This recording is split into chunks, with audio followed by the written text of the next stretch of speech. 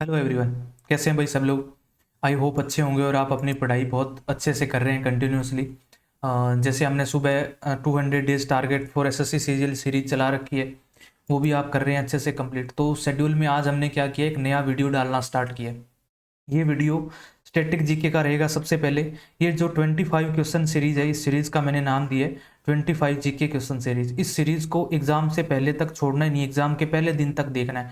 आपके जीके में 25 में से आपके 20 प्लस क्वेश्चन सही होंगे। कैसे होंगे आपको बताता हूँ, थोड़ा सा पेशेंसली सुनिए। आपको बताता हूँ 20 में से 25 प्लस क्वेश्चन सही होना बहुत बड़ी बात होती है। सबसे पहले आपने क्या करना है, स्टैटिक जीके कुछ नहीं सोचना। स्टैटिक जीके अगर आपने कहीं से पढ़ा है, अगर कहीं से आपने पढ़ा है तो ठीक है, बहुत अच्छा है। अगर आपने पढ़ा है, अगर कहीं से स्टैटिक जीके नहीं पढ़ा तो आप सीधा स्विच कर सकते हैं मेरे वीडियोस पे। ये जो 25 जीके क्वेश्चन सीरीज है, इस पे सीधा स्विच कर सकते हो। जो अभी स्टैटिक जीके आज चल रहा है, आज से क्लास स्टार्ट करो। कुछ भी सोचने की जरूरत नहीं है, आपने कहीं से पढ़ा है नहीं पढ़ा, स्टैटिक जीके को कोई क्या पढ़ाना, ठीक है। उसके बाद आती है जितने जीके के सब्जेक्ट होते हैं, जैसे हिस्ट्री होगी, पॉलिटी होगी, जियोग्राफी होगी, इकोनॉमिक्स हो गई, साइंस हो गई। इन सब्जेक्ट को एक बार आपको पढ़ के आना पड़ेगा। और पढ़ने के लिए मैंने टीचर्स आपको रिकमेंड कर रखे हैं। परमार सर का नाम मैंने आपको बताया था, परमार सर का नाम बताया था। अब कुछ लोग खान सर से पढ़ते हैं, कुछ लोग खान सर से पढ़ते हैं, खान सर से पढ़ते हैं। कुछ career will pay Abhishek Suman sir हैं, उनसे पढ़ते हैं। तो किसी भी टीचर से आप ये सब्जेक्ट कंप्लीट करके आओगे 1 तारीख तक, 1 जनवरी को मिलोगे मुझे सब्जेक्ट कंप्लीट करके। तब तक हम स्टैटिक कवर करेंगे। 2 महीने हमारे पास नवंबर निकलेगा और दिसंबर निकलेगा। नवंबर और दिसंबर में मैं आपका स्टैटिक कैसे कवर करा दूंगा, उंगलियों पे हो जाएगा। मतलब कि स्टैटिक कैसे कवर करने का तरीका क्या रहेगा, एक क्वेश्चन मैं आपको दूंगा सामने करने के लिए, आप बता पाओगे विद इन 2 या 3 सेकंड तो ठीक है, वरना फिर मैं आपको पूरा इस क्वेश्चन के अराउंड जितने भी फैक्ट हो सकते हैं सारे के सारे मैं आपको बता दूंगा। आपको सोचना नहीं पड़ेगा कि इस क्वेश्चन से यार कोई और भी क्वेश्चन बन सकता है कि एसएससी कोई और भी सोच सकती है, वो आपको सोचने की जरूरत नहीं है। वो मैं ऑलरेडी यहाँ पे आपको लिख के दूंगा, आपको तो बस याद करना है। और याद भी मैं 90% 80% तो आपको इसके अंदर ही करवा दूंगा, बार बार रिपीट करवा के, ठीक है। तो बस आज से स्टार्ट करते हैं। आज के शेड्यूल में भी ये वीडियो रहेगा हमेशा। अभी स्टार्टिंग थी तो 2-3 मिनट में आपको बता दिया कि हमारा आगे का सिनेरियो क्या है। तो स्टैटिक जीके आज से स्टार्ट करें और रोजाना ये वीडियो देखना आपने। इस वीडियो को स्किप नहीं करना। इस वीडियो को जो स्किप करेगा उसको ये मान लो कि स्टैटिक जीके रह जाएगा। स्टैटिक जीके कम से कम 3-4 क्वेश्चन आते हैं। तो ये 20 प्लस वाला टारगेट है ना, ये तभी कंप्लीट होएगा हमारा जब आप इसको स्टैटिक जीके को 2 महीनों में अच्छे से कवर कर लो। और 1 महीने तक मतलब 1 जनवरी तक जो मैंने आपको टॉपिक्स डेली डाले हैं, जो शेड्यूल में डालता हूँ, वो करते रहो परमार सर वाले। और 1 जनवरी से मिलते हैं वापस। मतलब 1 जनवरी से इस स्टैटिक जीके के बाद में हिस्ट्री, पॉलिटी, जियोग्राफी, इकोनॉमिक्स वगैरह इनके भी पीवाईक्यू इसी तरह से स्टार्ट करेंगे। तो कोई टाइम वेस्ट नहीं करते हुए सीधा क्वेश्चन नंबर 1 पे आ जाते हैं। क्वेश्चन नंबर 1 कह रहे हैं कि राजस्थान में विधानसभा की कितनी सीटें होती हैं। आपको पता है कि जैसे सेंटर में लोकसभा होती है, जैसे राजस्थान में जैसे मान लो स्टेट में विधानसभा होती है, तो लोकसभा सेंटर में होती है और विधानसभा स्टेट में होती है। तो राजस्थान की विधानसभा में कितनी सीटें, वो सीटें आपकी 200 सीटें हैं, 200 सीटें। और इसके एक्स्ट्रा फैक्ट के जैसे मैं आपको पहले तो ये क्वेश्चन दूंगा, उसके बाद ये बताऊंगा। ये पहले पहले ही स्विच कर दिया मैंने इसके लिए, चलो ठीक है। तो 200 सीटें होती है। क्वेश्चन का आंसर मैंने नीचे लिखा हुआ है, नीचे ध्यान देना है आपने। सीधा जैसे मैं आपको एक क्वेश्चन बताऊं, आपने थोड़ा दिमाग लगाना है कि हाँ इसमें कौन सा हो सकता है, 210, 200, 205, 220। थोड़ा दिमाग लगाया, नहीं आया तो ठीक है, आया तो अपने दिमाग में कैप्चर कर लेना, नहीं आया तो सीधा ही जस्ट मैं इस पे स्विच करूं तो यहाँ देखना है, नीचे नजर मारनी है, यहाँ पे आपका आंसर होगा। तो आंसर इसका क्या है, 200। अब इससे रिलेटेड क्या फैक्ट याद कर सकते हो, इसका गठन कब हुआ, यानी फॉर्मेशन। अब इंग्लिश और हिंदी मीडियम वालों का क्या है, इंग्लिश मीडियम के आज मैंने क्वेश्चन तो सारे इंग्लिश मीडियम में डाले हैं, बस कुछ फैक्ट जो हैं वो कुछ एक चीज़ें मैंने हिंदी मीडियम में ही रह गई, क्योंकि मैंने ये पहले तो हिंदी मीडियम में बनाया इस पीडीएफ को, उसके बाद में इंग्लिश मीडियम को ऐड किया है। तो कुछ एक चीज़ें हैं जो हिंदी मीडियम में रह गई हैं, जो इंग्लिश मीडियम वालों को थोड़ा सा आज एडजस्ट करना पड़ेगा। कल से मैं पूरा प्रॉपर इंग्लिश अलग और हिंदी अलग, पूरा प्रॉपर, पूरा मतलब जो ऑप्शन भी होगा ना वो भी हिंदी और इंग्लिश दोनों में मिलेगा, यानी बाईलैंग्वेज रहेगा ये पूरा का पूरा। पूरी सीरीज बाईलैंग्वेज में रहेगी। आपको सोचने की जरूरत नहीं है कि हिंदी वाले कर सकते हैं या इंग्लिश वाले, सब कर सकते हैं, ठीक है। तो राजस्थान में विधानसभा की कितनी सीटें हैं, यानी राजस्थान की असेंबली में विधानसभा की कितनी सीटें हैं। तो कितनी सीटें हैं भाई, गठन इसका कब हुआ, 200 सीटें। और गठन इसका कब हुआ, 1 नवंबर 1956 को राजस्थान का गठन हुआ। राजस्थान का फॉर्मेशन पूछ लेते हैं कि राजस्थान का गठन कब हुआ, फॉर्मेशन कब हुआ, 1 नवंबर 1956 को। 1 नवंबर 1956 को बहुत सारे राज्यों का गठन हुआ था। और आगे आगे जितने आते रहेंगे अपन याद करते रहेंगे, ठीक है। अंतरराष्ट्रीय सीमा पाकिस्तान की, यानी इंटरनेशनल बाउंड्री किससे लगती है राजस्थान की, ओनली एक उससे कंट्री से लगती है वो है पाकिस्तान। अंतर्राष्ट्रीय सीमा राजस्थान की ओनली पाकिस्तान से लगती है और किसी भी कंट्री से नहीं लगती है। इसकी राज्यसभा सीटें, अब आपको पता होगा कि किसी भी स्टेट से राज्यसभा में भी कुछ लोग जाते हैं चुनकर, यहाँ से लोगों द्वारा चुनकर, और लोकसभा में भी कुछ जाते हैं। तो राजस्थान से राज्यसभा के अंदर 10 लोग जाते हैं, 10 सीटें राजस्थान की रिजर्व है राज्यसभा के अंदर। और लोकसभा में राजस्थान की कितनी सीटें रिजर्व है? 25 सीटें रिजर्व है। तो ये आपको याद रखना है, राज्यसभा की 10 सीटें और लोकसभा की 25 सीटें, बस याद रखते जाओ। आपकी ये पीडीएफ है जो आपको ग्रुप का लिंक दे दूंगा, मैं चैनल का लिंक दे दूंगा, उस चैनल पे आपको ये पीडीएफ रोजाना मिलती रहेगी, आपको लिखने की जरूरत नहीं है, ठीक है। अगर आप चाहो, आप नोट्स बनाना चाहो तो बना सकते हो, बाकी आपको ये पीडीएफ में आपको चैनल पे डाल दूंगा। दूसरा क्वेश्चन क्या है? What is the currency of Bangladesh? Bangladesh की करेंसी क्या है? बांग्लादेश की करेंसी रुपया, क्यात, टका या रूबल? तो आपका आंसर क्या है? बांग्लादेश की करेंसी, आंसर नंबर सी, टका। टका बांग्लादेश की करेंसी है। अब बांग्लादेश की करेंसी तो टका है, ये आपको पता चल गया, पर इस क्वेश्चन को यहाँ छोड़ के निकलना एक बेवकूफ़ी है हमारी। बांग्लादेश की रिलेटेड कुछ भी सारे जितने भी फैक्ट हैं वो याद करने होंगे हमें।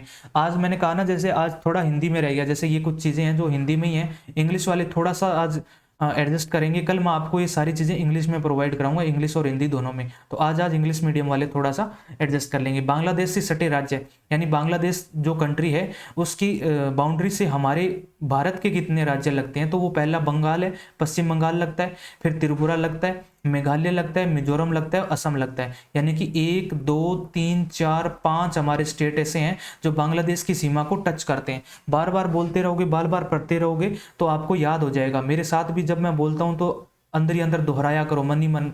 मैं जैसे वीडियो में बताया था ना न्यूज़पेपर रीडिंग कैसे करनी है, वैसे आप जब मेरे को सुनते हो ऑडियो के अंदर तो अपने मुंह में दोहराया करो, जीवा से जीभ घूमनी चाहिए आपकी, ऐसे नहीं बैठे देख रहे हो सामने और चल रही है फिल्म, ठीक है। पश्चिम बंगाल, त्रिपुरा, मेघालय, मिजोरम, असम। दोबारा बोलो, पश्चिम बंगाल, त्रिपुरा, मेघालय, मिजोरम, असम। तो ये 5 नाम है अपने को याद करने, बांग्लादेश से सटे राज्य हमारे। राजधानी क्या है इसकी? ढाका है। हमारे जो भारत के इर्द गिर्द जितने भी कंट्रीज है ना, जितने भी कंट्री इर्द गिर्द, भारत के इर्द गिर्द, उनका पूरा डाटा हमारे दिमाग में होना चाहिए। क्योंकि एग्जाम में है ना ऐसे नहीं पूछा जाता कि आपको अमेरिका की राजधानी बताओ, अमेरिका की नहीं पूछी जाएगी। अमेरिका की राजधानी पूछने का बहुत ही कम चांस है, लेकिन बांग्लादेश की राजधानी पूछी जा सकती है, क्योंकि भारत के पड़ोसी देश हैं ये। पड़ोसी देशों के बारे में सारी चीज़ें आपको याद होनी चाहिए, और हर वीडियो में एक ना एक देश की अपन चीज़ें करते रहेंगे, ठीक है भी, क्या क्या उनकी इंपॉर्टेंट है। राजधानी क्या? ढाका है। राजधानी इसकी ढाका हो जाएगी। बांग्लादेश की राज्य भाषा कौन सी है? राजभाषा बंगाली है बांग्लादेश की, याद रह जाएगा। बांग्लादेश से बंगाली याद रह जाएगा। राष्ट्रीय पशु यहाँ रॉयल बंगाल टाइगर है, याद करने की खास जरूरत नहीं है, आपने पढ़ लिया। रॉयल बंगाल, बंगाल आ रहा है बीच में, Bangladesh, royal Bengal tiger, trick से याद रह जाएगा। जातीय संसद जातीय संसद है, ऐसे याद रखोगे कि वहाँ पे एक खास जाति के लोग रहते हैं, मुसलमान रहते हैं बांग्लादेश के अंदर, तो जातीय संसद कह सकते हैं। एक बस ऐसे ट्रिक का याद करने कैसे, तो पाकिस्तान में भी रहते हैं, बट आप थोड़ा सा ध्यान रखेंगे, पाकिस्तान की संसद को क्या कहते हैं? National assembly. तो ये मान के चलो कि पाकिस्तान में नेशनल असेंबली है और यहाँ जातीय संसद है। अपने तरीके से कोई भी ट्रिक बना लो, बस मेरा आपको इतना होता है कि आपको थोड़ी सी दिमाग में एक हिंट दे दूं कि आप ऐसे याद कर सकते हो, ठीक है। राष्ट्रीय कवि, ये एक ऐसा क्वेश्चन है जो पूछा गया रिसेंटली, इसलिए मैंने इस क्वेश्चन को यहाँ डाला है, बाकी ये डालने का कोई पर्पज नहीं था। राष्ट्रीय कवि कौन है? काजी नसरुल इस्लाम। भारत बांग्लादेश के बीच सैन्य अभ्यास, हमारी जो सैन्य अभ्यास होता है सैनिकों के बीच में, हमारी सेना के बीच में, उसका नाम है संप्रीति। संप्रीति संप्रीति संप्रीति, ऐसे 3-4 बार बोलोगे याद हो जाएगा। क्वेश्चन नंबर 3 क्या कहता है? Who was the third prime minister of India? Bharat के तीसरे प्रधानमंत्री कौन थे? गुलजारी लाल नंदा, लाल बहादुर शास्त्री, इंदिरा गांधी, मोरारजी देसाई। तो ये हमारे तीसरे प्रधानमंत्री कौन थे? तो वो थे option number B, Lal Bahadur Shastri. Lal Bahadur Shastri हमारे भारत के तीसरे प्रधानमंत्री थे। इस क्वेश्चन के अलावा एक्स्ट्रा फैक्ट क्या है? पहले राष्ट्रपति कौन थे हमारे? डॉक्टर राजेंद्र प्रसाद। और पहले उपराष्ट्रपति कौन से? Doctor S Radhakrishnan. अब किसी क्वेश्चन में तो कुछ कम फैक्ट लिखाऊंगा, किसी क्वेश्चन में इतने ज्यादा फैक्ट होंगे कि पूरा पेज भर जाएगा, तो वो क्वेश्चन पे डिपेंड करेगा कि क्वेश्चन कितना रिक्वायरमेंट रखता है फैक्ट्स, एक्स्ट्रा फैक्ट की, ठीक है। उस हिसाब से मैं आपको एक्स्ट्रा फैक्ट लिखाऊंगा, वो आपको याद रखने हैं। तो इसके एक्स्ट्रा फैक्ट है, पहले राष्ट्रपति कौन थे? डॉक्टर राजेंद्र प्रसाद। और पहले उपराष्ट्रपति कौन थे? Doctor S Radhakrishnan. धीरे धीरे थोड़ी थोड़ी चिट्टे मारूंगा, आप ऐसे लगना चाहिए आपको कि हाँ ज़्यादा हार्ड भी नहीं है, और करते चलेंगे साथ साथ।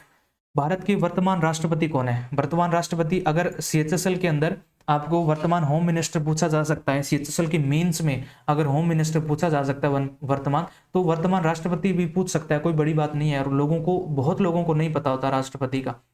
श्रीमती द्रौपदी मुर्मू, इसका आंसर नेक्स्ट पेज पे है। श्रीमती द्रौपदी मुर्मू हमारी आज प्रेसिडेंट है आज के समय में। और इसके एक्स्ट्रा फैक्ट क्या याद करेंगे द्रौपदी मुर्मू से रिलेटेड? श्रीमती द्रौपदी मुर्मू 15वीं राष्ट्रपति है, 15वीं राष्ट्रपति है, देश की 15वीं राष्ट्रपति और दूसरी महिला राष्ट्रपति है।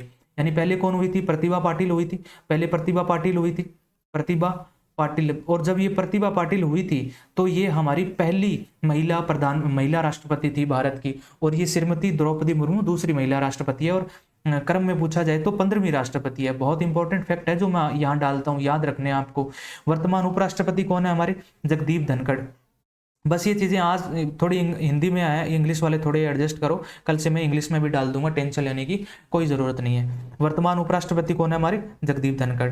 देखो 5वां क्वेश्चन क्या कह रहे हैं? भारत सरकार द्वारा प्रधानमंत्री आदि आदर्श ग्राम योजना। अब ये आदि आदर्श ग्राम योजना है, इसको इस नाम से तो बहुत कम लिखा मिलेगा आपको एग्जाम के क्वेश्चन में। आपको ये सीधा ये दिया जाएगा PMAAGY कब लाई गई, तो ये इसका आंसर अगले पेज पे है। देखो इसका आंसर ये रहा। और इसके साथ में जो भी फैक्ट होते हैं वो आपको लिखाऊंगा। तो सबसे बड़ी बात ये है कि आपको इसका नाम ऐसे शॉर्टकट में याद रखना है, PMAAGY, क्योंकि एग्जाम के अंदर इतना बड़ा कभी नाम देता नहीं है। अगर दे देगा तो अच्छी बात है, नहीं देगा तो आपको ये याद रखना है। मतलब दोनों नाम याद रखने हैं आपको, इसके शॉर्टकट भी और पूरा भी। शॉर्टकट कहाँ से बना है? इससे बना है, देखो प्रधानमंत्री आदि आदर्श ग्राम योजना, इसे शॉर्टकट बना है PMAAGY। ठीक है, तो ये कब हुई थी? ऑप्शन नंबर ए 2021-22 से 25-26 तक इसको प्रधानमंत्री आदि आदर्श ग्राम योजना को लागू किया गया। 2021-22 से 2025-26 तक, 21-22 से 25-26 तक।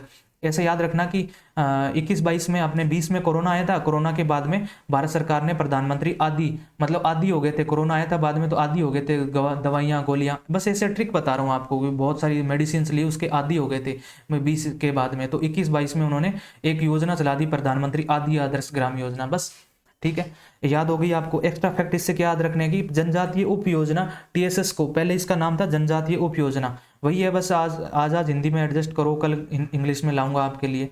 जनजातीय उप योजना TSS को PMAAG के रूप में नया रूप दिया गया। पहले ये जनजातीय उप योजना के नाम से थी, बाद में ये प्रधानमंत्री आदि आदर्श ग्राम योजना बन गई। ठीक है, इसका उद्देश्य क्या है? इसका उद्देश्य आदिवासी आबादी वाले गांव में विकास करना व बुनियादी ढांचा उपलब्ध करवाना है।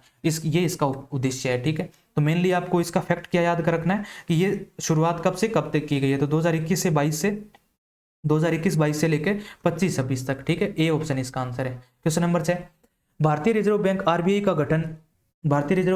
का गठन कब हुआ? मतलब इसका कब हुआ फॉर्मेशन भारतीय रिजर्व बैंक का? 1 मार्च 1935, 1 अप्रैल 1935, 1 मई 1935 या 1 जून 1935?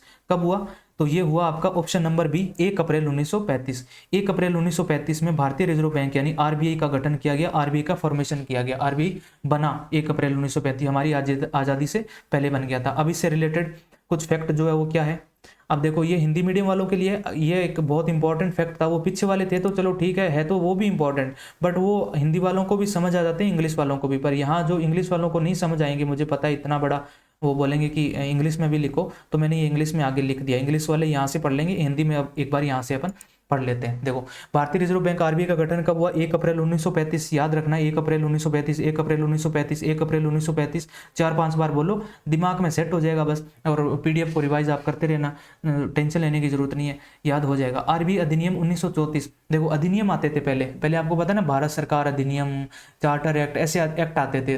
तो उस तरह से एक RBI अधिनियम 1934 के तहत इसका गठन हुआ था भारतीय रिजर्व बैंक RBI का। और सबसे पहले कहाँ स्टेब्लिश हुआ था? कोलकाता में इसको स्थापित किया गया था भारतीय रिजर्व बैंक को, RBI को। ठीक है, 1937 में RBI मुख्यालय कोलकाता से मुंबई ट्रांसफर कर दिया गया। पहले 1934 में तो इसको 35 में इसको कहाँ स्टैब्लिश किया गया? कोलकाता में। और 35 के बाद में इन्होंने देखा कि यहाँ पे नहीं करना चाहिए था, हमें मुंबई ले जाना पड़ेगा इसको, तो ये मुंबई ले गए इसको, मुंबई ले गए। 1937 में RBI मुख्यालय कोलकाता से मुंबई ट्रांसफर कर दिया गया।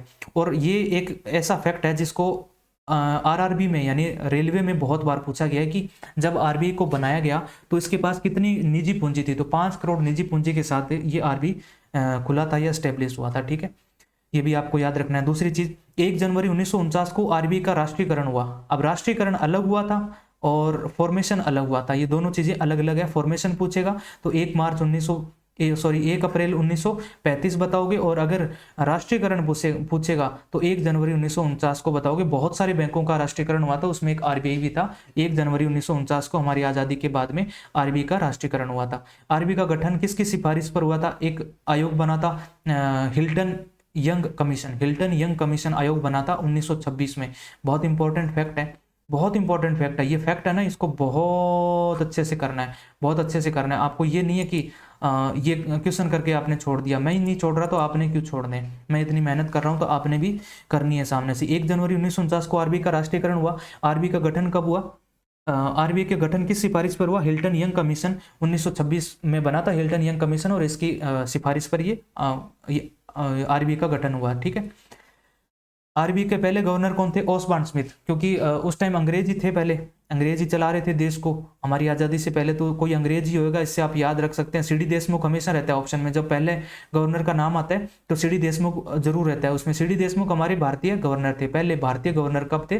वो कौन थे? सीडी देशमुख थे। और उससे पहले जो सबसे पहले गवर्नर कौन थे, जो कोई भी ऑल टाइम सबसे पहले? ओसबॉर्न स्मिथ थे। ठीक है। आरबीआई के वर्तमान गवर्नर कौन है? शक्तिकांत दास। जो आप नोट देखते हो ना, आपका 10,000, 10 का, 1000 का तो नहीं आता, 10 का, 20 का, 50 का, 500 का, अब तो 2000 का भी बंद हो गया। मतलब नोट पे आप देखना, एक ना साइन होता है, वो अपने गवर्नर के साइन होते हैं। हमारे जो आरबीआई के गवर्नर है उनके साइन होते हैं। शक्तिकांत दास अभी उनका नाम है। ठीक है। तो 7वां क्वेश्चन, ये इंग्लिश वाले देख लेना भाई, यहाँ से इंग्लिश वालों यहाँ से स्क्रीनशॉट ले लेना और देख लेना। ये पीडीएफ तो आपको वैसे मिल ही जाएगी।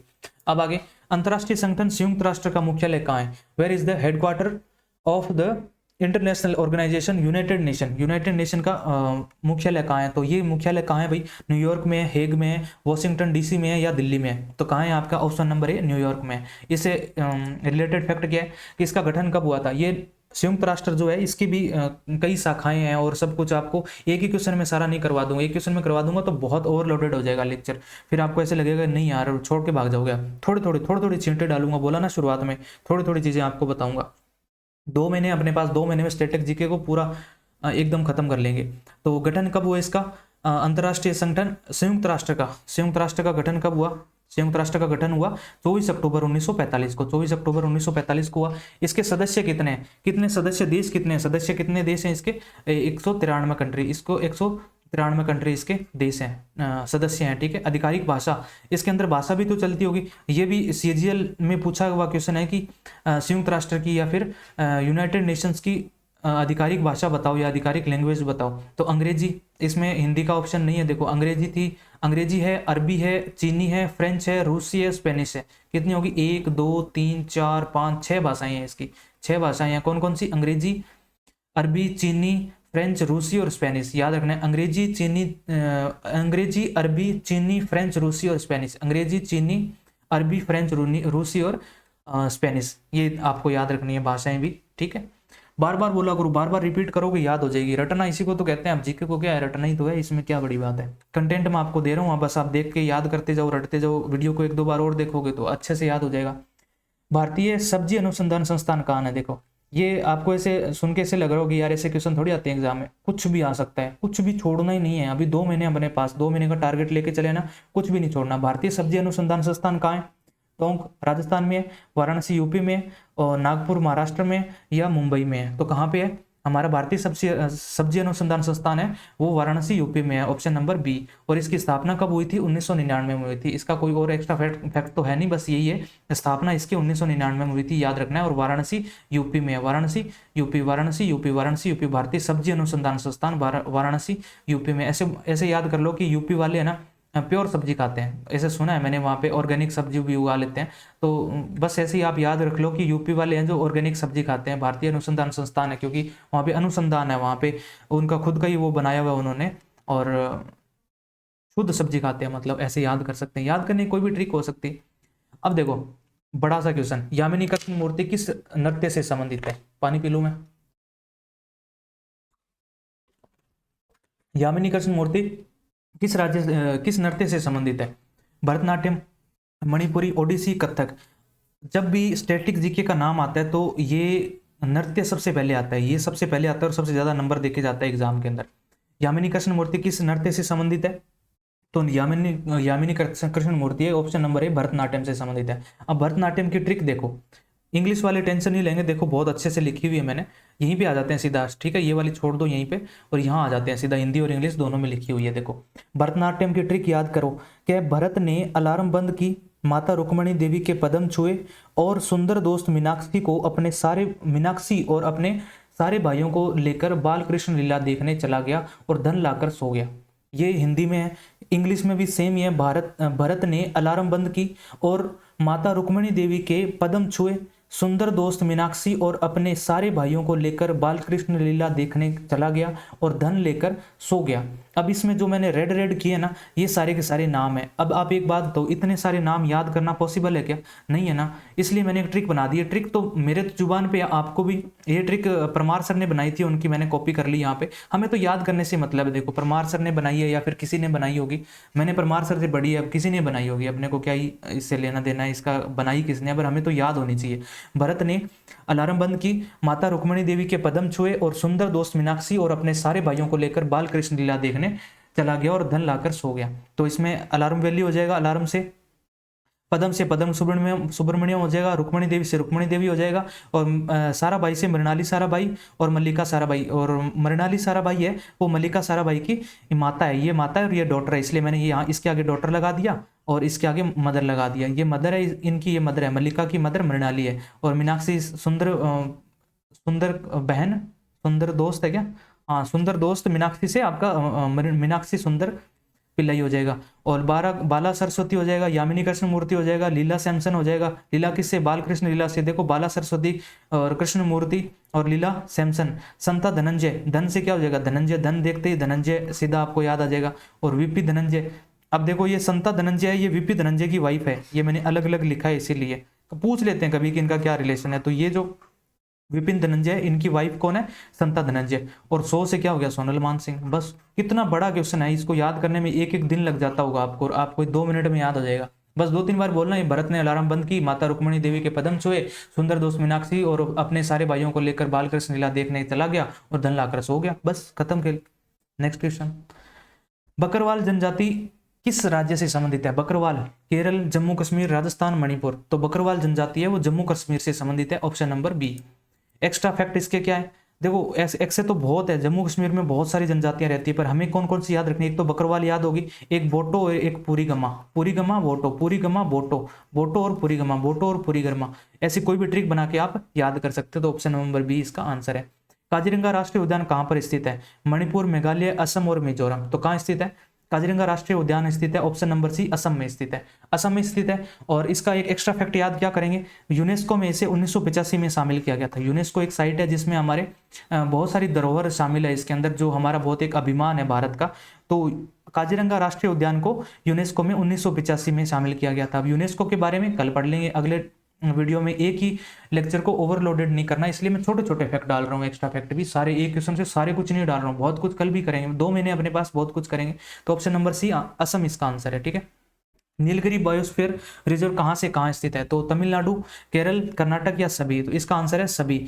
ये जो बायोस्फीयर रिजर्व होता है ये बहुत बड़ा होता है, ऐसे छोटा सा नहीं होता, जैसे कोई तालाब हो गया या फिर कोई वन हो गया, छोटा उद्यान हो गया, वो तो छोटे छोटे होते हैं। ये बायोस्फीयर रिजर्व होता है बहुत बड़ा होता है, 2-3 डिस्ट्रिक्ट में फैला होता है, 2-3 राज्यों में फैला होता है। देखो ये तमिलनाडु, केरल, कर्नाटक तीनों राज्यों में फैला हुआ है। तो इसे नीलगिरी बायोस्फीयर रिजर्व से क्या क्या याद रखना है? एक तो ये तमिलनाडु, केरल और कर्नाटक, तमिलनाडु, केरल और कर्नाटक 3 राज्यों में फैला हुआ है। और इसके एक्स्ट्रा फैक्ट क्या है? शेर की पूंछ वाला मकाक रहता है यहाँ पे, एक पशु होता है शेर की पूंछ वाला मकाक यहाँ पे रहता है। नीलगिरी ताहिर यहाँ पाए जाते हैं। 2 फैक्ट है जो नीलगिरी ताहिर से तो इससे याद हो जाएगा, नीलगिरी बायोस्फीयर रिजर्व से याद हो जाएगा। और शेर की पूंछ वाला मकाक भी यहाँ पर पाया जाता है, ठीक है भाई।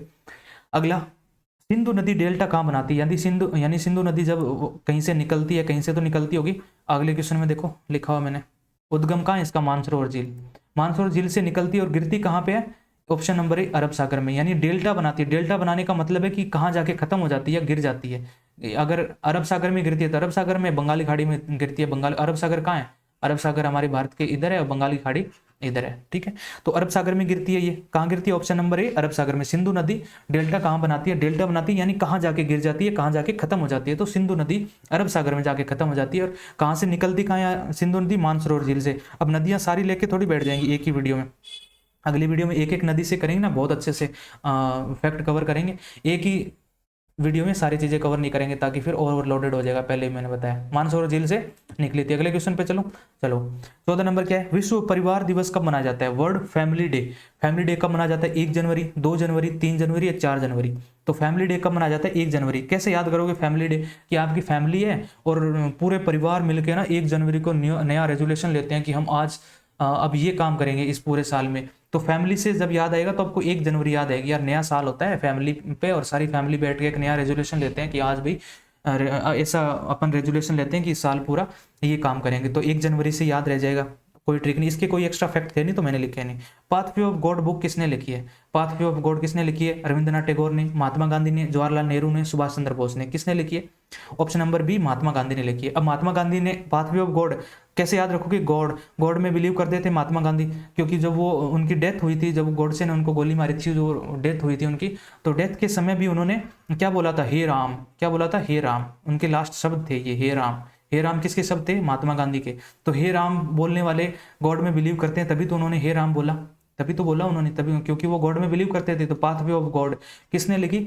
महात्मा गांधी ने लिखी। या गॉड से ने मारा था तो उससे भी नाम से याद रह जाएगा आपको, महात्मा गांधी, ठीक है। महात्मा गांधी की दूसरी बुक कौन सी है? My experiment with truth. ये तो बच्चे बच्चे को याद होगा कि सच्चाई पे चलते थे महात्मा गांधी, सच के रास्ते पे चलते थे। और सच के रास्ते पे चलने वाली बुक कौन सी दिख रही है आपको? माई एक्सपेरिमेंट विथ ट्रूथ, ठीक है, महात्मा गांधी की। हिंद स्वराज, हिंद स्वराज आपको याद रखनी है। एथिकल रिलीजन, नैतिकता से भी उनका कुछ लेना देना था, कहने का मतलब।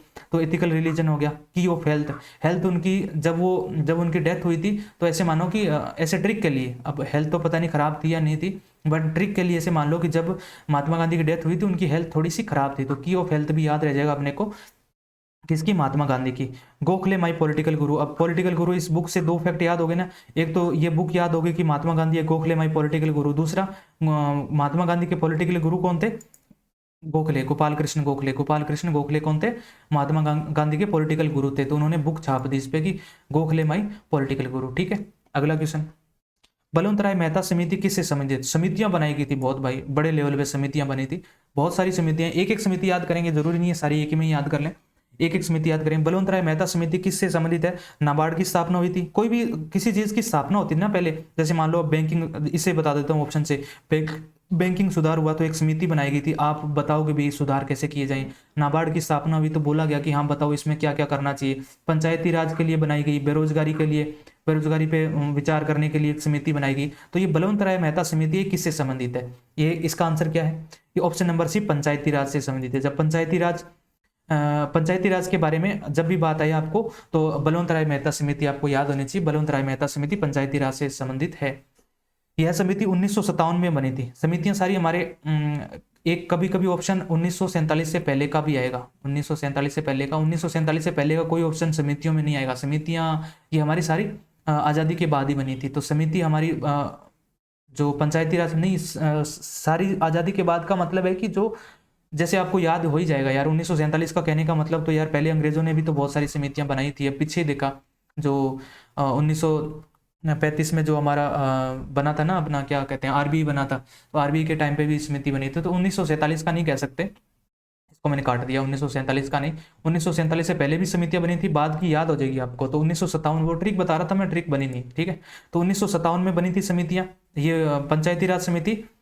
पंचायती राज के लिए कौन सी समिति बनी थी? बलवंत राय मेहता समिति। कब बनी थी? 1957 में बनी थी। अशोक मेहता समिति भी पंचायती राज से संबंधित है, यह 1977 में बनी थी। तो 2 समितियां याद रखनी है आपको इससे, पंचायती राज से 2 समितियां। एक कौन सी? एक तो बलवंत राय मेहता समिति, बलवंत राय मेहता समिति, बलवंत राय मेहता समिति। कैसे याद रखोगे कि पंचायती अपन कहते हैं ना कि यार पंचायत बैठ गई। पंचायत में क्या होता है? राय दी जाती है। पंचायत में राय तो दी जाती है कि पंचायत हो गई भाई, पंचायत बैठी है यहाँ पे 20 जनों की, वो राय दे रही है। तो राय से आपको बलवंत राय मेहता याद रह जाएगा।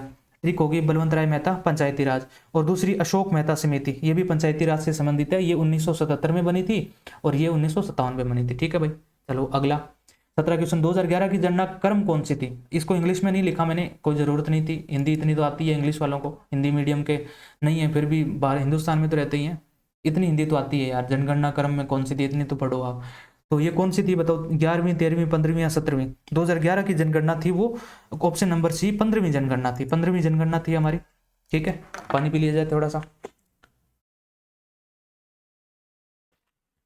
अगला क्वेश्चन, अगला क्वेश्चन देखो भाई, नाइचो किस देश की खुफिया एजेंसी है? नाइचो एक खुफिया एजेंसी होती है, जैसे अपनी कौन सी है, अपनी रो है, रो के सबसे ज्यादा कहाँ मिलते हैं अपने पाकिस्तान में, जो अपना बेटा है ना पाकिस्तान, पाकिस्तान बेटा, पाकिस्तान में क्या क्या मिलती है, हमारे रो के बहुत सारे अधिकारी मिलते हैं, रो के बहुत सारे एजेंट मिलते हैं वहाँ पे, एजेंट बोलते हैं उनको। तो वैसे ही नाइचो किस देश की खुफिया एजेंसी है, जैसे हमारी रो है वैसे नाइचो किसकी है, जापान की है, फ्रांस की है, इंग्लैंड की है, यूएसए की है। तो नाइचो है ऑप्शन नंबर ए जापान की। इससे रिलेटेड कोई एक्स्ट्रा फैक्ट नहीं था तो मैंने नहीं लिखा। किसी में जैसे भरतनाट्यम में कितना बड़ा फैक्ट था तो मैंने पूरा पेज भर दिया था, 2-3 मिनट दिए थे उसको, जिसमें नहीं होगा उसमें नहीं लिखेंगे। ठीक है भाई, अगला, भारतीय राष्ट्रीय राजमार्ग प्राधिकरण किस मंत्रालय के अंतर्गत आता है? National highway authority of India comes under with ministry. तो कौन सी मिनिस्ट्री में आता है भाई? सड़क परिवहन और राजमार्ग मंत्रालय, रक्षा मंत्रालय, गृह मंत्रालय, और इनमें से कोई नहीं, नन ऑफ दिस। तो कौन सी में आता है? Option number A, ministry of road transport and highways, सड़क परिवहन और राजमार्ग मंत्रालय के अंतर्गत आता है, ये आपको याद रखना है। और इससे रिलेटेड कुछ एक्स्ट्रा फैक्ट जो याद कर लो, ये जो सड़क परिवहन और राजमार्ग मंत्रालय है, इसकी बात नहीं की गई है, ये किसकी बात की गई है? ये इसकी बात की गई, भारतीय राष्ट्रीय राजमार्ग प्राधिकरण की बात की गई है।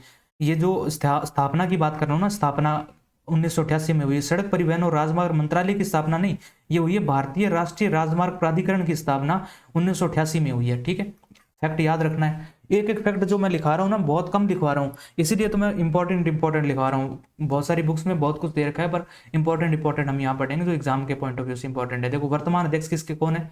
भारतीय राष्ट्रीय राजमार्ग प्राधिकरण यानी national highway authority of India के वर्तमान अध्यक्ष कौन है? संतोष कुमार यादव, संतोष कुमार यादव, संतोष कुमार यादव।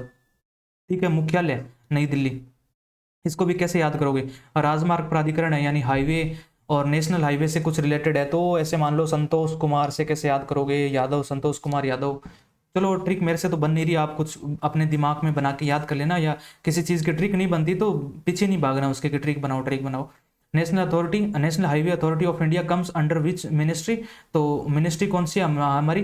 वो ministry of road transport and highways. और इसकी स्थापना कब हुई थी भारतीय राष्ट्रीय राजमार्ग प्राधिकरण की? 1988 में। वर्तमान अध्यक्ष कौन है? संतोष कुमार यादव। बस याद रखना है, संतोष कुमार यादव, संतोष कुमार यादव, 3-4 बार पढ़ोगे याद हो जाएगा। मुख्यालय तो नई दिल्ली है ये। ठीक है, इसके बाद क्वेश्चन नंबर 20, इसरो के पहले अध्यक्ष कौन से? अब इसरो के बारे में बहुत सारे फैक्ट, बहुत मतलब इसरो बहुत बड़ा है, एक क्वेश्चन में इसको कवर नहीं किया जाता, इसरो के बहुत सारे क्वेश्चन पूछे जाते हैं। तो अगले वीडियो में भी हम इसरो से कुछ एक चीजें याद करेंगे। तो इसमें क्या याद कर रहे हैं? इसरो के पहले अध्यक्ष कौन से? तो कौन थे? डॉक्टर विक्रम साराभाई, शक्तिकांत दास, एस सोमनाथ या किरण कुमार? कौन थे इसरो के पहले अध्यक्ष? थे option number A, Vikram Sarabhai. Vikram Sarabhai कौन थे? इसरो के पहले अध्यक्ष थे। और इसरो के बारे में कुछ एक चीजें अपन इस एक्स्ट्रा फैक्ट में क्या याद रखेंगे? अंतरिक्ष अनुसंधान के लिए भारतीय राष्ट्रीय समिति का पुनर्गठन 15 अगस्त 1969 को हुआ था। भारतीय अंतरिक्ष अनुसंधान संगठन इसरो के रूप में किया गया। कुछ समझ आया? कुछ एक बात समझ आई आपको? एक ही बात समझनी थी क्या, कि 15 अगस्त 1969 को भारतीय अंतरिक्ष अनुसंधान संगठन इसरो की स्थापना हुई थी। इसरो क्या है? इसरो का इंग्लिश में नाम लिखोगे, इसकी इंग्लिश लिखनी चाहिए थी मैंने, चलो कोई नहीं, लिखी नहीं है, गूगल कर लेना, या फिर कल बता दूँ। इसरो की फुल फॉर्म भी बता दूंगा, और इसरो का ये तो आप याद कर ही लेना। 15 अगस्त 1969 में इसकी समिति का पुनर्गठन हुआ अंतरिक्ष अनुसंधान के लिए। भारतीय राष्ट्रीय समिति का पुनर्गठन हुआ 15 अगस्त 1969 को। भारतीय अंतरिक्ष अनुसंधान संगठन इसरो के रूप में किया गया। ठीक है, और ये इंग्लिश में, इंग्लिश वाले इंग्लिश में देख लेंगे, हिंदी वाले हिंदी में देख लेंगे। मेन तो ये, अगर ये डेट नहीं भी याद रखोगे ना, आजकल इसरो से ये डेट वगैरह नहीं पूछते हैं, इसरो से बहुत कुछ अलग पूछते हैं। इसरो ने किस मिसाइल को कब लॉन्च किया, सारी मिसाइलें पढ़नी है। मैंने कहा ना, इसरो को एक क्वेश्चन में नहीं समेटा जा सकता। इसरो के बहुत सारे फैक्ट हैं जो अपन अलग अलग वीडियो में याद करेंगे। तो इसरो का एक ही चीज़ याद करना हो इस वीडियो से, ये इसको छोड़ दो। चाहिए इस फैक्ट को आपको अगर समझ में नहीं आ रहा आपके, तो छोड़ दो। मुझे लग रहा है कि मैंने भी थोड़ा सा मिस्टेक कर दिया लिखने में, आपको अगर समझ नहीं आ रहा तो छोड़ दो। आप इतना याद रखो कि विक्रम साराभाई। अगले क्वेश्चन में हम जब अगले वीडियो में या फिर नेक्स्ट 2-3 वीडियो में जब भी हमारा वापस आएगा इसरो, तो इसरो को वापस अच्छे से लपेट लेंगे। अब की बार इसरो को पूरा खत्म कर देंगे। ठीक है, डॉक्टर विक्रम साराभाई पहले अध्यक्ष थे इसरो के, याद रखेंगे। Next question, Bhabha atomic research centre कहाँ स्थित है? भाभा ऑटोमिक रिसर्च सेंटर कहाँ है? तो ट्राम्बे मुंबई में, कलपक्कम तमिलनाडु में, इंदौर में या कोलकाता में? तो कहाँ है? Option number A Trombay Mumbai में। भाभा, तो एक तो थे अपने होमी जहांगीर भाभा, और एक ये कौन थे? एक ये कौन थे? ये वाले इसरो विक्रम साराभाई। ये मतलब पुराने ज़माने के हैं जो ऐसे माने तो 60 के दशक के या 70 के दशक के हैं, जो बहुत ही इंपॉर्टेंट पर्सन है। इनके रिलेटेड कोई भी क्वेश्चन आ जाए ना तो ऐसे मान लो कि इनके इर्द गिर्द सब कुछ याद कर डालो। विक्रम साराभाई से अभी तक हमने कुछ भी याद नहीं किया, इसे इतना याद किया कि पहले अध्यक्ष थे हमारे विक्रम साराभाई, और भी बहुत कुछ याद करना है इनसे। तो इनके क्या थे भाई? भाभा एटॉमिक रिसर्च सेंटर कहाँ स्थित है? तो ट्राम्बे मुंबई में। ट्राम्बे मुंबई में। भाभा होमी जहांगीर भाभा के नाम से ये इसका नाम पड़ा था भाभा ऑटोमिक रिसर्च सेंटर। ठीक है, Bhabha atomic research centre. Extra fact क्या याद करना है? 3 जनवरी 1954 में स्थापित किया गया था इसको। ट्राम्बे मुंबई के अंदर भाभा ऑटोमिक रिसर्च सेंटर को 3 जनवरी 1954 को स्थापित किया गया था। ठीक है भाई। नेक्स्ट चीज, नेक्स्ट क्वेश्चन क्या है? भारत की अंतर्राष्ट्रीय स्थल सीमा की लंबाई कितनी है? बहुत अच्छा क्वेश्चन है, इजी क्वेश्चन है, बहुत एग्जाम में पूछा जाता है। अपन मात खा जाते हैं बस, इजी क्वेश्चन अपन पढ़ते नहीं, अपन पीछे पड़ जाते हैं। इकोनॉमी के, ज्योग्राफी के, बड़े बड़े स्टैटिक का एक छोटा सा क्वेश्चन आता है और एसएससी आपको चकमा दे के भाग जाती है। भारत में अंतर्राष्ट्रीय स्थल सीमा कितनी है? एक तो होती है समुद्री सीमा, समुद्री सीमा होती है, जैसे यहाँ पे कोस्टल एरिया होता है ना जितना, ये समुद्री सीमा होती है। और एक होता है पूरी स्थलीय सीमा, मतलब स्थलीय ये पाकिस्तान से लेकर इधर ये चीन वगैरह से लेकर सारी हमारी स्थलीय सीमा कितनी है। ठीक है, तो बताओ 15,000 किलोमीटर, 15,100 किलोमीटर, 15,200 किलोमीटर या 15,300 किलोमीटर? तो option number C is right answer, 15,200 kilometre.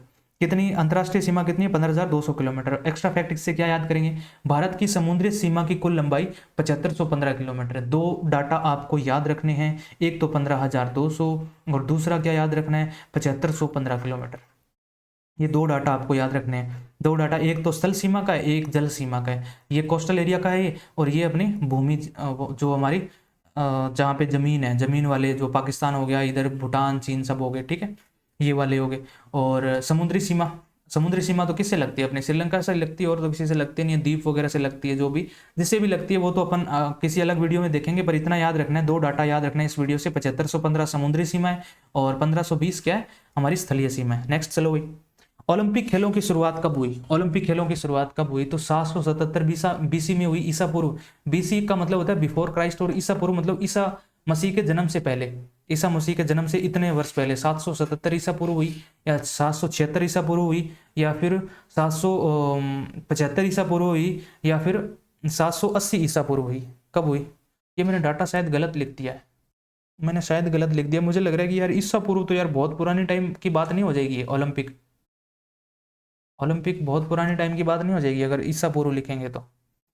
एक बार ना मैं चेक करूंगा, एक बार इसको मैं चेक करूंगा। ठीक है, इस क्वेश्चन को एक बार छोड़ दो, शायद मैंने डाटा इसका गलत ले लिया। मैं आपको गलत नहीं बताना चाहता भाई, गलत एक चीज़ भी नहीं बताना चाहता मुझे कहीं भी।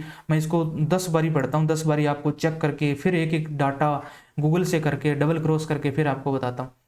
तो एक बार इसको ना, इस क्वेश्चन को एक बार छोड़ दो, 23 नंबर क्वेश्चन को कल कर लेंगे। ठीक है, इसको छोड़ दो। मुझे बीसी में डायरेक्ट वो थोड़ा सा शक है कि यार बिफोर क्राइस्ट बहुत पुराना नहीं हो जाएगा? इतना पुराना ओलंपिक थोड़ी है, अगर इतना पुराना है तो फिर याद करना ही पड़ेगा। मुझे थोड़ा सा डाउट है, अपन नेक्स्ट वीडियो में कर लेंगे। ठीक है भाई, कोई इतना ईगो वाली बात नहीं है कि अभी करना है। नोबेल पुरस्कार किसकी याद में दिया जाता है? ठीक है, नोबेल पुरस्कार। अब नोबेल पुरस्कार से एक क्वेश्चन में, जैसे अपन इसरो को एक क्वेश्चन में नहीं समेट सकते, वैसे नोबेल पुरस्कार भी बहुत बड़ा है। तो नोबेल पुरस्कार से रिलेटेड बहुत सारे फैक्ट है जो अपन नेक्स्ट वीडियो में देखेंगे, पर इसमें क्या याद रखना है? हाँ, नोबेल पुरस्कार किसकी याद में दिया जाता है? अल्फ्रेड नोबेल, जॉनसन नोबेल या फ्रांसिस नोबेल, या नन ऑफ दिस? तो इसका आंसर क्या होगा? नोबेल पुरस्कार जो अल्फ्रेड नोबेल की याद में दिया जाता है, ऑप्शन नंबर ए। अब अल्फ्रेड नोबेल से कुछ एक चीजें याद करनी है। मैंने कहा ना नोबेल पुरस्कार बहुत बड़ा है, इसके 6 क्षेत्र होते हैं। उन 6 क्षेत्रों में देखने लगेंगे ना कितने किसको मिले हैं, तो अपने को कम से कम एक वीडियो पूरा नोबेल पुरस्कार पे बनाना पड़ेगा। इसलिए मैं थोड़े थोड़े छिंटे डाल रहा हूँ। मैंने कहा ना थोड़ी थोड़ी चीजें बता रहा हूँ आपको, कि आपको बस थोड़ा थोड़ा ज्ञान हासिल होता रहे, और आप लास्ट में आपको पता लगेगा कि यार मैंने एक महीने में मैंने कितना सारा इकट्ठा कर लिया और कितना सारा याद कर लिया। तो नोबेल पुरस्कार किसकी याद में दिया जाता है? अल्फ्रेड नोबेल की याद में। अल्फ्रेड नोबेल डायनामाइट की स्थापना की किसने की? डायनामाइट की खोज किसने की? अल्फ्रेड नोबेल ने। अल्फ्रेड नोबेल ने डायनामाइट की खोज की। और नोबेल फाउंडेशन द्वारा 10 दिसंबर को दिया जाता है। ये जो नोबेल पुरस्कार है, ये नोबेल फाउंडेशन द्वारा 10 दिसंबर को दिया जाता है। 10 दिसंबर को सारे नोबेल प्राइज बांटे जाते हैं। स्थापना कब हुई थी इसकी? नोबेल पुरस्कार की स्थापना कब हुई थी? नोबेल पुरस्कार की स्थापना हुई थी 29 जून 1900 स्वीडन में हुई थी। ये याद रखने वाले फैक्ट है कि नहीं? आप बताओ, आपको लगता नहीं कि इंपॉर्टेंट है?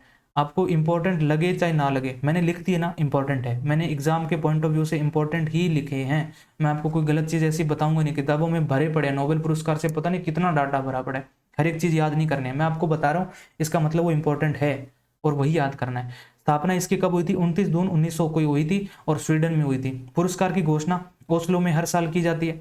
घोषणा कहाँ की जाती है? सीधा सीधा क्वेश्चन पूछेगा कि नोबेल पुरस्कार की घोषणा कहाँ की जाती है, किस किस को मिलेगा, मतलब ओस्लो में की जाती है। ओस्लो नाम की एक जगह है, वहाँ पे की जाती है। अक्टूबर महीने में की जाती है। कौन से महीने में की जाती है? अक्टूबर में की जाती है। यह पुरस्कार 6 श्रेणियों में दिया जाता है। अब यहाँ से क्वेश्चन बहुत बड़ा बनता है। 6 श्रेणियों में कौन सी श्रेणी में किसको? साहित्य में किसको बना, चिकित्सा में किसको बना, मतलब सारे के सारे अपने को याद करने, तो वो नेक्स्ट वीडियो में करेंगे। अभी इसको सारा लपेटेंगे नहीं, थोड़ा ओवरलोडेड हो जाएगा, ठीक है। तो नोबेल पुरस्कार से इतना याद रखना है, अल्फ्रेड नोबेल के नाम से दिया जाता है। अल्फ्रेड नोबेल ने डायनामाइट की खोज की थी। नोबेल फाउंडेशन द्वारा 10 दिसंबर को दिया जाता है नोबेल प्राइज। और नोबेल प्राइज की स्थापना कब हुई थी? 29 जून 19 को स्वीडन में हुई थी।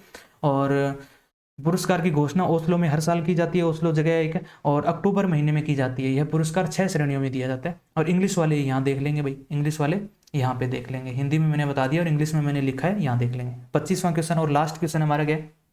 भारत की सबसे लंबी नदी कौन सी है? भारत की सबसे लंबी नदी कौन सी है? गंगा नदी, यमुना नदी, सरस्वती नदी और महानदी। तो कौन सी है भारत की सबसे लंबी नदी? कौन सी है? गंगा। गंगा नदी सबसे लंबी नदी है।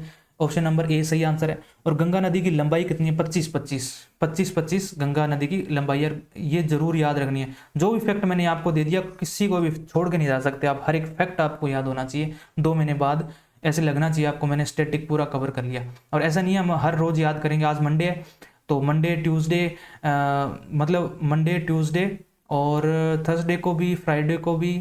हाँ, मतलब 5 दिन तो अपन अच्छे से याद करेंगे। मंडे, ट्यूसडे, वेडनेसडे, थर्सडे और फ्राइडे, ये 5 दिन तो अपन अच्छे से सारी क्लासेस लेंगे। और 2 दिन बचेंगे ना, सैटरडे और संडे। सैटरडे और संडे, सैटरडे और संडे, इन 2 दिनों में अपन रिवीजन करेंगे। सारी पीडीएफ आपके सामने ले आऊंगा, वापस आपको मैं ही रिवीजन कराऊंगा, बार बार बार बार बार आपको रटा के छोड़ूंगा। आपके जब तक दिमाग में नहीं छप जाएगा ना, तब तक उस क्वेश्चन को छोड़ेंगे नहीं हम, ठीक है। हर वीक के लास्ट के 2 दिनों में रिवाइज किया करेंगे। तो गंगा नदी की लंबाई 25 किलोमीटर है। भारत की सबसे लंबी नहर कौन सी है? इंदिरा गांधी नहर है। इंदिरा नहर के बारे में पूछा जाएगा तो इंदिरा गांधी नहर सबसे लंबी है। और नदी के बारे में पूछा गया तो गंगा नदी सबसे लंबी नदी है, ठीक है भाई। और इंग्लिश वाले यहाँ देख लेंगे। तो नेक्स्ट कुछ नहीं है। Thanks for watching, revise again and again. तो कैसा लगा भी आपको लेक्चर देखिए? वीडियो में आप फीडबैक थोड़ा सा जरूर दे देना कि कुछ एक चीज़ें आपको लगता है कि कोई इंप्रूव करने वाली है तो बता सकते हैं आप। या फिर आपको कोई ऐसा लगता है कि आपको कोई चीज़ याद नहीं हो रही है, मैं मेरा बताने का तरीका तो आपके समझ नहीं आ रहा है, तो भी बता सकते हैं। जो भी आपका जेन्युइन रिव्यू होता है वो आपको कमेंट सेक्शन में डालना है, ठीक है भाई। और थैंक यू सो मच, और पढ़ते रहिए। और 200 डेज टारगेट जो हमने बना रखा है सीजीएल 2024 के लिए, उसको फॉलो करते रहिए। अब की बार सीजीएल 2024 में कोई कमी नहीं छोड़ेंगे। जीके में परमार सर उधर लगे हुए हैं, परमार सर ने आपको सिलेबस पूरा उधर करवा ही दिया होगा, नहीं करवाया तो हो जाएगा थोड़े दिनों में। और इधर मैं स्टैटिक जीके का पीवाईक्यू स्टार्ट कर दिया। और जब 1 जनवरी से हम स्टार्ट कर देंगे सारे सब्जेक्ट वाइज पीवाईक्यू जीके के, ठीक है भाई। और सब इंग्लिश में, सब में मैं क्विज डालता रहता हूँ। इंग्लिश ग्रामर और वोकैब और किसके क्विज डालता हूँ? जीके के भी डालता हूँ। वहाँ पे टेलीग्राम का जो चैनल है ना, उस पर क्विज डालता हूँ, तो वो भी आप ज्वाइन किया करो, वो भी पढ़ना है आपने, ठीक है भाई। तो बस यहीं तक फिनिश करते हैं, मिलते हैं नेक्स्ट वीडियो में। और सुबह शेड्यूल में तो मिलना है ही है। थैंक यू सो मच, देखते रहिए और शेयर करते रहिए, लाइक वीडियो को जरूर करना है। Thank you.